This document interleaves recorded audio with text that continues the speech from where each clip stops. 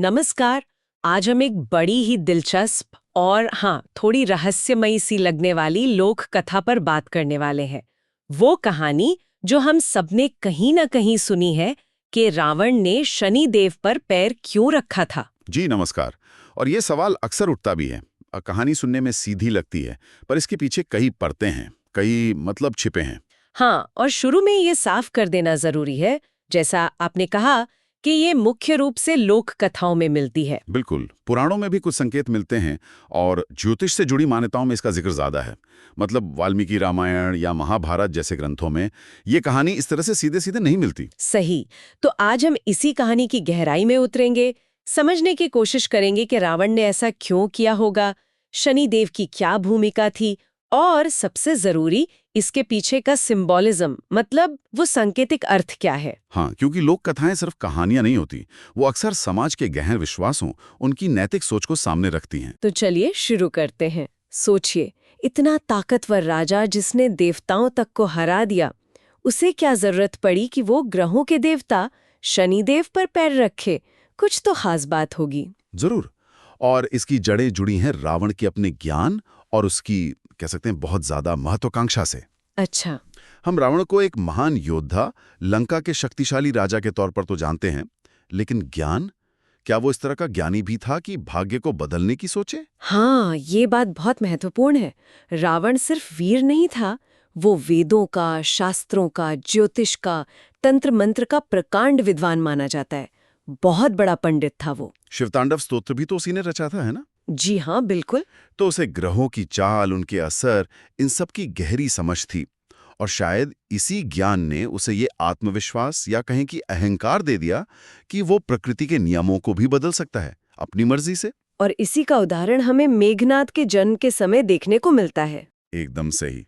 रावण चाहता था कि उसका बेटा मेघनाद, जिसे बाद में इंद्रजीत कहा गया, इंद्र को जीतने के बाद, हाँ, तो वो चाहता था कि मेघनाद पूरी तरह से अजेय हो, अमर हो जाए, उससे भी ज्यादा शक्तिशाली, उससे भी ज्यादा यशस्वी। अब ये इच्छा तो शायद हर पिता की होती है, लेकिन रावण का तरीका बिल्कुल अलग था। क्या तरीका था? उसने क्या किया अपने ज्योतिष ज्ञान से? उसने अपनी इसी इच्छा को पूरा करने के लिए अपने तप के बल से और शायद अपने डर से भी सभी 9 ग्रहों को हुक्म दिया। हुक्म? ग्रहों को? हाँ, हुक्म कि जब मेघनाद का जन्म हो तो वो सबके सब कुंडली के खास भाव में, यानी 11वें घर में आकर बैठ जाएं। 11वां घर ही क्यों? ज्योतिष में इसकी क्या खासियत है? देखिए, ज्योतिष में 11वें भाव को लाभ स्थान कहते हैं।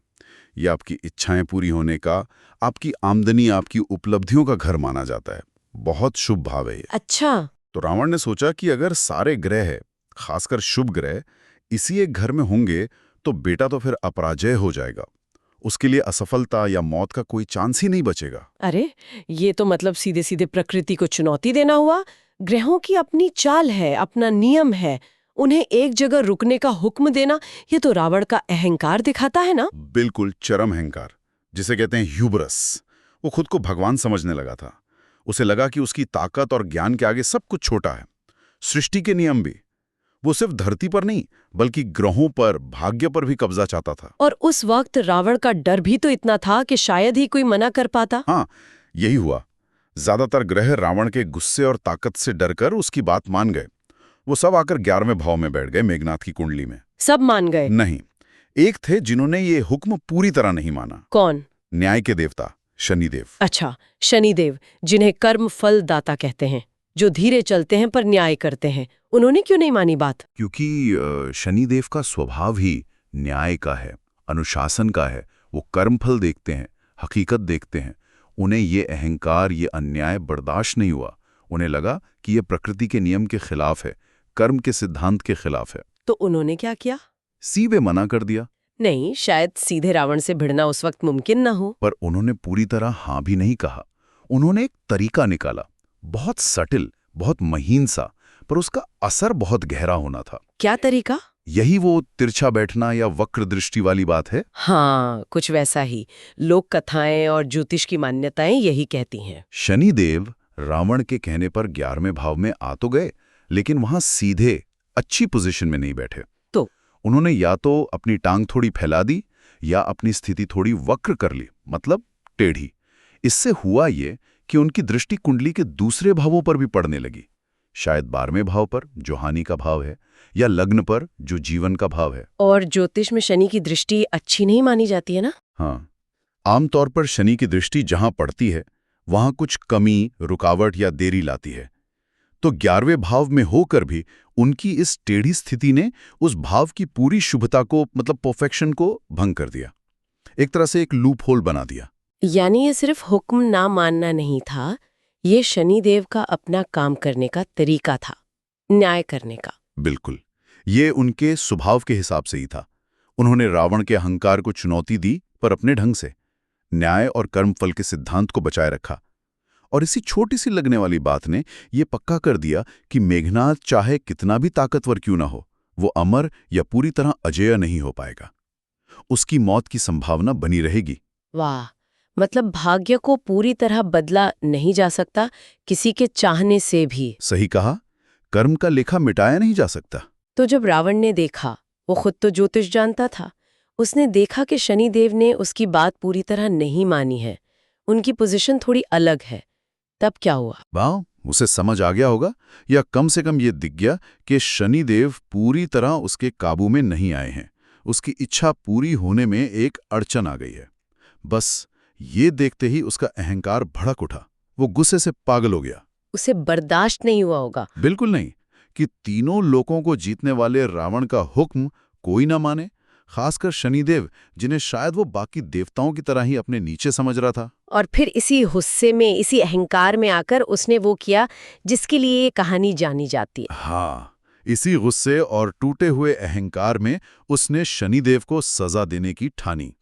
कथाओं में अलग अलग तरह से आता है। किसी में है कि उसने शनिदेव को पकड़कर अपने सिंहासन के पाय के नीचे दबा दिया। बाप रे। और कुछ मानते हैं कि उसने शनिदेव पर अपना पैर रखकर बैठने का अपमानजनक काम किया। ये सिर्फ मारा पीटा नहीं था, ये एक ऐलान था कि देखो, मैं रावण ग्रहों के जज से भी ऊपर हूं, भाग्य और कर्म भी मेरे नीचे हैं। ये तो अहंकार की हद थी। बिल्कुल, जब इंसान खुद को भगवान समझने लगे। लेकिन क्या शनिदेव की उस छोटी सी हरकत का, उस टेढ़ी चाल का कोई असर हुआ आखिर में मेघनाद पर? हाँ, बिल्कुल हुआ, और बहुत बड़ा असर हुआ। कहानी यही कहती है कि शनिदेव की उसी वक्र दृष्टि या स्थिति के कारण मेघनाद की कुंडली में वो कमी रह गई थी, जिसकी वजह से वो मारा गया लक्ष्मण के हाथों। सोचिए, उसके पास कितनी शक्तियां थी, मायावी युद्ध लड़ता था, ब्रह्मास्त्र तक था, लेकिन फिर भी मारा गया। अगर शनिदेव ने रावण की बात मान ली होती तो शायद रामायण का नतीजा कुछ और होता, या कम से कम मेघनाद को हराना नामुमकिन सा हो जाता। तो ये एक तरह से शनिदेव के न्याय की जीत हुई, भले ही बहुत सटल तरीके से। निश्चित रूप से। और बात सिर्फ मेघनाद तक नहीं रही। रावण ने जो शनिदेव का अपमान किया, ग्रहों को काबू करने की कोशिश की, ये सब उसके खुद के पतन का भी कारण बना। अच्छा, कैसे? ये दिखाता है कि उसके अंदर अहंकार और अधर्म कितना भर गया था। कहते हैं, जब आप न्याय के देवता का ही अपमान करते हैं तो न्याय फिर आपके खिलाफ हो जाता है। शनिदेव का अपमान करके उसने एक तरह से अपने पूरे वक्त को न्योता दे दिया था। ये उसके अंत की शुरुआत में एक और कदम था। तो अगर हम इस पूरी कहानी का निचोड़ निकालें, इसका गहरा मतलब समझें, तो क्या बातें सामने आती हैं? एक तो साफ है रावण का हद से ज्यादा अहंकार। हाँ, उसका वो अहंकार जो इतना बढ़ गया कि वो प्रकृति के नियम, ग्रहों की चाल, यहां तक के भाग्य को भी बदलने चला था। ये दिखाता है कि ताकत और ज्ञान अगर बिना विवेक और विनम्रता के हों तो कितने खतरनाक हो सकते हैं। और दूसरी बात जो उतनी ही अहम है, वो है शनिदेव का अपने धर्म, अपने न्याय के रास्ते पर टिके रहना। इतने डर और दबाव के माहौल में भी उन्होंने अन्याय के सामने पूरी तरह घुटने नहीं टेके। उन्होंने अपना काम किया, भले ही तरीका सीधा नहीं था। हाँ, ये दिखाता है कि सच और न्याय की ताकत आखिर में अहंकार पर भारी पड़ती है। बिल्कुल, शनिदेव यहाँ धीरज, अनुशासन और कर्मफल की जरूरत को दिखाते हैं कि कर्म का फल मिलता जरूर है, भले ही देर से मिले। तो इस कहानी से संदेश बड़ा साफ है। एक, कि न्याय का विधान शनिदेव किसी की ताकत या अहंकार के आगे आखिर तक झुकता नहीं, और दूसरा, कर्म का फल भोगना पड़ता है। हाँ, ये कहानी हमें यही याद दिलाती है कि कोई कितना भी बड़ा क्यों ना हो जाए, कितना भी शक्तिशाली ज्ञानी, आखिर में उसे अपने कर्मों का हिसाब देना ही पड़ता है। न्याय का पहिया घूमता जरूर है, भले ही धीरे घूमे, जैसे शनि की चाल धीमी मानी जाती है। सही, रावण भी इस नियम से बच नहीं पाया। कोई नहीं बच सकता। तो चलिए आज की इस बातचीत को यहीं समेटते हैं। हमने इस मशहूर लोक कथा की परतों को खोलने की कोशिश की, देखा कि कैसे रावण ने अपने बेटे के लिए ग्रहों को काबू करने की कोशिश की अपने अहंकार में, और कैसे शनिदेव ने न्याय का साथ देते हुए पूरी तरह उसकी बात न मानकर एक तरह से पूरी कहानी का रुख बदल दिया। ये कहानी दिखाती है कि आखिर में जीत धर्म और न्याय की ही होती है, अहंकार की नहीं। और जैसा हमने कहा था, ये याद रखना जरूरी है कि ये कहानी लोक कथाओं और ज्योतिष में ज्यादा मिलती है। इसका कोई सीधा बड़ा शास्त्रीय आधार शायद न हो, लेकिन इसका सांस्कृतिक और नैतिक महत्व बहुत ज्यादा है। हाँ, ये हमारे समाज में जो कर्म के सिद्धांत पर विश्वास है, न्याय की जीत पर जो भरोसा है और अहंकार से बचने की जो सीख है, उन सबको दर्शाती है। और ये सोचने वाली बात है कि ये कहानियां हमें आज भी इतना क्यों खींचती हैं। शायद इसलिए कि ये पावर, ईगो और जस्टिस, सत्ता, अहंकार और न्याय के बीच का वो झगड़ा दिखाती हैं जो हमेशा से चलता आया है ना? बिल्कुल। और ये हमें सोचने पर मजबूर करती हैं कि क्या वाकई इंसान की इच्छा, उसकी कोशिश या उसका घमंड, क्या वो किस्मत से, कर्म से या सृष्टि के बड़े विधान से ऊपर हो सकता है? रावण ने कोशिश की पर हार गया। शायद यही संतुलन है। बिल्कुल। तो आज की ये चर्चा हमें इसी सोच के साथ छोड़ जाती है। लोक कथाएं भले ही सच ना हो शब्दशः, पर वो हमारे समाज की सच्चाई, हमारे मूल्यों को दिखाती हैं। इस कहानी में न्याय की ताकत और अहंकार का पतन जिस तरह दिखाया गया है, वो हमें क्या सिखाता है? शायद यही कि अपनी जिंदगी में महत्वाकांक्षा, ताकत और नैतिकता, इनके बीच एक बैलेंस बनाना कितना जरूरी है। इस पर सोचिएगा जरूर। अगर आपको ये वीडियो पसंद आई है तो इसे ज़रूर लाइक करें, कमेंट सेक्शन में अपना ओपिनियन बताएं और चैनल को ज़रूर सब्सक्राइब करें। मिलते हैं अगली वीडियो में, तब तक के लिए नमस्कार।